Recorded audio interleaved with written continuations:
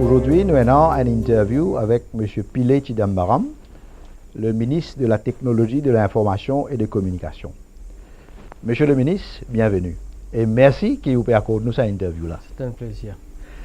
Pour commencer, nous pouvons causer un petit peu au parcours professionnel. Comment nous connaissons qui vous fait plus de 20 ans dans la profession légale avant qu'il rentre dans la politique active. Comment la transition est faite, qui va une motivation qui amène nous pour joindre la politique active? Au juste, vous connaissez, c'était un choix qui me tenait pour me faire depuis bien longtemps. Et moi, dans le premier temps, je pense pour faire l'engagement dans le professorat. Et puis par la suite, quelque part, je rentre dans l'étude avouée. Et je commence à prendre goût à cela parce que dans l'étude avouée, on gagne l'occasion joindre beaucoup de monde, tous le quotidien de chaque personne. Donc, je suis intéressé avec la profession légale. Finalement, je donne moi à plein et je finis exercer pendant 23 ans. Et ce n'est qu'après le temps, il arrive pour faire le saut, pour faire la politique en 2010.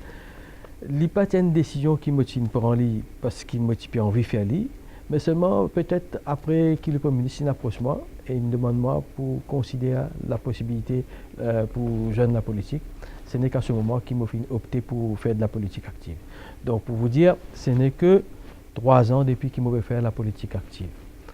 Et donc avec recul maintenant, la décision de faire le saut du monde professionnel à la vie politique active, et maintenant avec recul, comment vous évaluez l'expérience?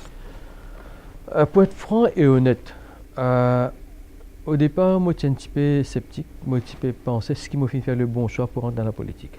Mais au fil du temps, le fait qu'il m'a commence à donner moi à fond, et j'ai trouvé que c'est une bonne façon, si on veut vraiment contribuer pour la nation, et en faisant de la politique active, il y a un bon moyen qui nous est capable de servir pour nous tous un plus grand nombre de personnes. On fait référence à des jeunes.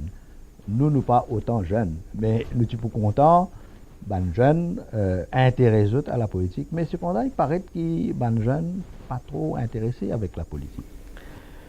Vous connaissez, c'est vrai, beaucoup qui vous connaissez la presse, la façon dont ils présentent la politique, la façon dont je engage le volet politique.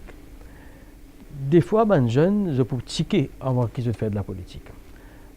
Politique, c'est the science of government. C'est une très belle science, mais elle a beaucoup de responsabilités. Et moi, je pensais qu'au départ, un jeune peut-être il peut être la politique avec beaucoup de retenue avant qu'il puisse faire le saut parce que on a pour faire face avec un public qui passe tout le temps pour faire des cadeaux. Très exigeant. Très exigeant et de plus en plus la situation nous trouve comment il peut venir. Mais seulement si vous avez toujours cette bonne intention de faire de la politique, et moi je pense c'est une bonne décision qui vous demande beaucoup de sacrifices bien sûr, mais si vous finissez opter pour ce sacrifice, vous pouvez trouver une très bonne chose pour faire. Et où vous pouvez faire de la politique active et maintenant vous occupez un portefeuille clé au sein du gouvernement et qui comporte beaucoup de défis. Maintenant, quand nous regardons un petit peu le contexte économique dans lequel vous pouvez évoluer, et nous pouvons trouver qu'il y a certaines difficultés, par exemple au niveau de la croissance même, l'investissement, le chômage, ainsi de suite. Mais qui a une crainte par rapport à sa situation économique-là? Est-ce qu'il peut influer le projet? Comment ça peut passer? Vous connaissez, personne n'est pas capable d'échapper à la crise de l'euro. Avec sa économique downturn qui nous est là, nous nous trouvons. D'ailleurs, c'était quelque chose qui, un expert dans le passé, fini, anticipe ce qui peut arriver. Et c'est à cause de ça que le Premier ministre, rightly so, en 1997, si je ne me pas trompé, il fin set up le ministère de l'informatique. À l'époque, ICT n'est qu'une industrie qui tombe sous la tutelle du ministre de Finances. Et donc, 1997 jusqu'à 2010, les Tibizans, je pense qu'ils ont suffisamment de momentum. Et je me rappelle, le 11 du mois de mai 2010, quand le Premier ministre t'appelle moi pour confier moi la responsabilité du TIC, il dit à moi, nous souhaitons ce qui, avec situation difficile dans le tourisme, l'industrie. Donc tu déjà évoques sa situation économique difficile bien auparavant. Oui. Et évidemment, avec sa situation qu'il nous peut trouver dans l'industrie touristique, comme il était actuellement, avec ce qui est là dans l'industrie sucrière et le textile, nous peut contente, nous peut penser pour faire du TIC un pilier de l'économie. Ça veut dire, évidemment, en 2010 à 2015, nous devons travailler pour faire de sorte que TIC vienne un pilier de l'économie.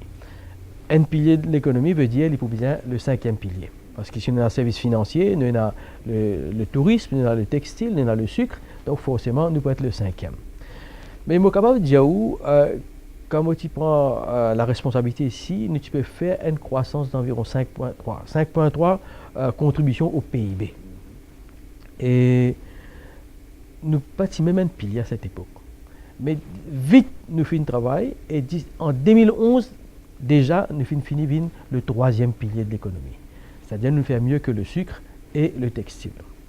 Là, nous faisons le chiffre officiel du Statistics Office, c'est plus que 6,4% de contribution au PIB. Et nous faisons un forecast de 7% pour 2013. Donc 2012, c'est 6,4% et nous faisons un forecast de 7% pour l'année 2013. Je suis capable de dire que malgré la crise de l'euro, c'est un secteur qui peut montrer sa résistance et qui peut continuer sur sa progression. Je ne peux pas dire que parce que le tourisme en position de déclin, qui TIC est capable de joindre en lit. Non. Au même moment qu'il y a sa baisse de l'autre côté, mais le TIC peut constamment faire sa progression. À titre d'exemple, si nous avons la croissance, pareil comme le Chamber of Commerce and Industry fait un rapport, je check ça. Et si nous sommes capables, c'est le rapport, quand vous êtes en termes de croissance, le secteur manufacturier peut faire 1,4% de croissance. Commerce, 3,9% de croissance. Le secteur financier, qui est le principal pilier de l'économie, peut faire 5,5%. Le tourisme, qui est le deuxième pilier, peut faire 0,0%. Construction peut faire moins 5,0%. Et TIC peut faire 8,1%. Pour vous dire, lui montrer sa consistency dans ce qu'il nous peut faire. Mais vous connaissez, il n'est pas tombé du ciel comme ça. L'année dernière, dans le mois d'octobre, je organise un workshop. Quand je invite toute l'industrie du TIC pour, bien sûr, venir moi, in the wake of the Euro crisis, qui m'a une appréhension qu'ils étaient là parce que nous avons envie, quand nous regardons ce qui peut passer dans les autres piliers, nous n'avons pas envie qu'ils nous subissent la conséquence de la crise, nous aussi. Nous regardons comment nous sommes capables de battre contre la crise.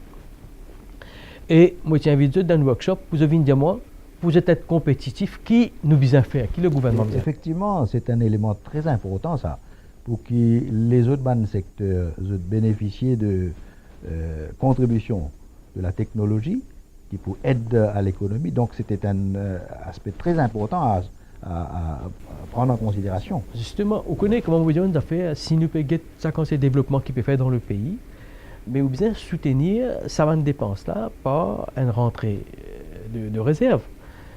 Ou get de ce workshop là, on a identifié 3 problèmes pour aider l'industrie TIC, sinon nous aussi nous pouvons le même saut qui mène les autres. Premièrement, je dire que le coût d'électricité à Maurice est très cher. Parce qu'on n'a aucun gadget électronique qui marche avec pétrole. Tout marche avec électricité. Donc, le coût de l'électricité est très cher. Je dire que le coût de connectivité est très cher.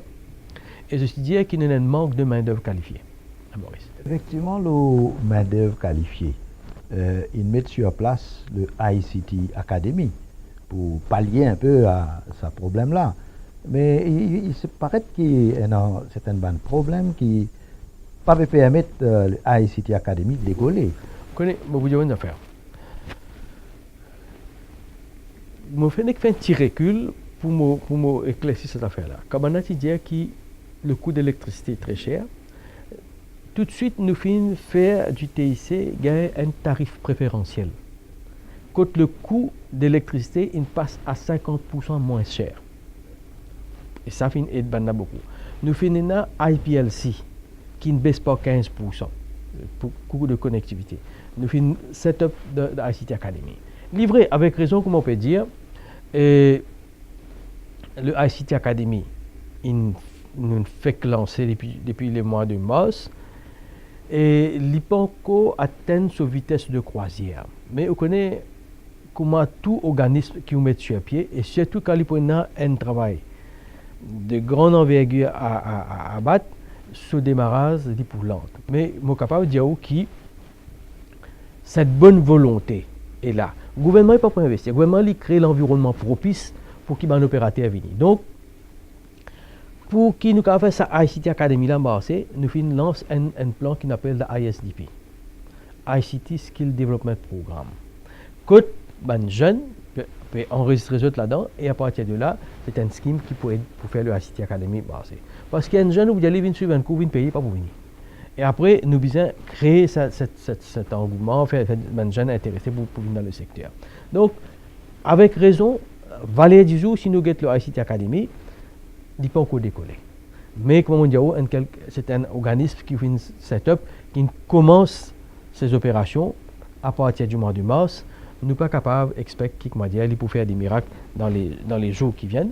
Mais seulement, je suis sûr et certain que d'ici la fin de l'année et d'ici dans 18 mois, il est capable de garder enough momentum pour la relance.